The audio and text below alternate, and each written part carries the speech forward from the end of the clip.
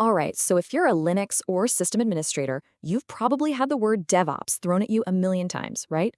But what does it actually mean? Well, today we're going to break it all down, and I'll show you why the skills you've already got are the perfect launchpad for a career in DevOps. So, to really get DevOps, we have to go back in time a bit, back to the problem it was created to solve. You see, before DevOps, a lot of tech companies were basically stuck in this endless war between two super important teams: the developers, or devs, and the operations folks, ops. I bet this sounds familiar. You've got a developer, they've just written some awesome new code, and they hit you with the classic line: "Hey, it works on my machine."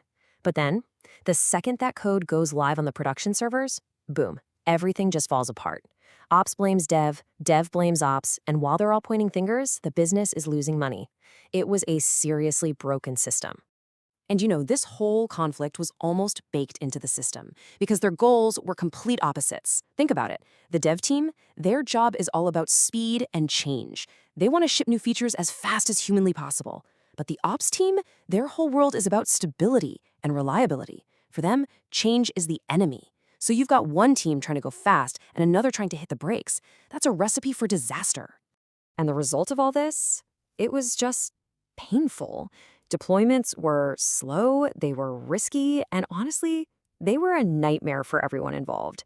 We're talking about situations where getting one new feature out to the customers could take weeks, sometimes even months. It was just a terrible way to do business. Okay, so this is where DevOps comes in to save the day.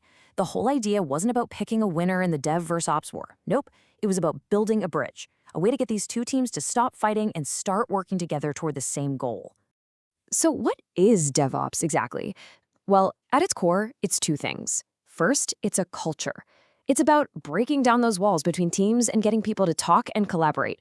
But it's also a set of practices. This is the hands-on part, using automation and smart processes to merge development and operations together. And the goal of all of this? To ship better software way, way faster. The whole point of DevOps is to create this really simple but super powerful loop. You build something, you test it, you deploy it, you monitor how it's doing. Then you take what you learned from monitoring and use it to improve the thing. And then you just repeat over and over again. It's all about making small, constant improvements instead of these big, scary, all-at-once changes. So this loop we just talked about, that's what we call the DevOps lifecycle. It's a really big deal, and it totally changes the game for how software gets built. Let's dig into the stages that make it all happen. Okay, so here's how it works. It all kicks off with planning. Deciding what to build. Then the developers get to work in the development stage. After that, the code is automatically built and then tested to make sure nothing is broken. If everything looks good, it gets deployed to the live servers. And once it's out there, we're monitoring it 24/7. And here's the magic part. All the info we get from monitoring, the feedback goes right back to the start, into the next round of planning. It's a circle that just keeps making the product better and better. And look, this isn't some academic theory.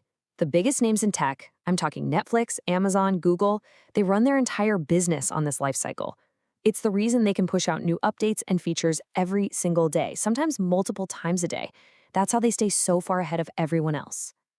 So you might be wondering, how on earth do they do all this so fast? Well, they're not doing it by hand, that's for sure. The secret is an amazing toolkit designed to automate pretty much every step of this process. So let's check out what's in that toolbox. All right, let's break down the toolkit. First up, version control. This is for tracking code changes. And here, Git is the undisputed king. Think of it like track changes for code. Next, CI/CD, which stands for continuous integration and continuous delivery. This is all about automation. Tools like Jenkins or GitHub Actions are the workhorses that automatically build and test your code. Then we have containerization, and the big name here is Docker. It lets you package up an app into a neat little box so it can run anywhere. But what if you have thousands of those boxes? That's where container orchestration comes in, and Kubernetes is the boss. For infrastructure automation, we're talking setting up servers with code. Tools like Ansible and Terraform are your best friends. And finally, to keep an eye on everything, you need monitoring. Tools like Prometheus and Grafana are super popular for this. Okay, so that's the what and the how. But now let's get to the most important question. Why should you, as a Linux admin, care about any of this? Simple, because companies are desperate for these benefits. With DevOps, they can ship software faster, which means they make more money. They have fewer things breaking, which means their customers are happier. They can recover from problems in a flash. All of this adds up to one thing: a massive demand for people with these skills. It's why DevOps engineers are some of the most sought after and well-paid people in the entire tech industry right now. And here's the really good news for you. If you're a sysadmin, you are not starting from zero, not even close. You already know Linux, you know networking, you probably know your way around scripting. Guess what? Those are the core foundational skills of DevOps. Seriously, you're already halfway there. So, what's the next step? Here's a pretty solid roadmap for you. Step 1. Double down on your Linux and networking skills. You've probably got this covered. Step 2. Learn Git. It's non-negotiable. Step 3. Get your hands on Docker. Step 4. Pick up a CI/CD tool like Jenkins. Step 5. Dive into Kubernetes. And finally, Step 6. Get comfortable with a major cloud provider like AWS or Azure. Follow that path, and you'll be in great shape. But as we wrap this up, I want to leave you with one last really important thought. The tools are cool, they're powerful, but they're not the whole story. At the end of the day, DevOps is about a change in culture. It's about people working together, sharing responsibility, and always looking for ways to get better. It's a mindset, not just a tool set. So if you're a Linux and system administrator, DevOps is probably the single most logical and most valuable career upgrade you can make.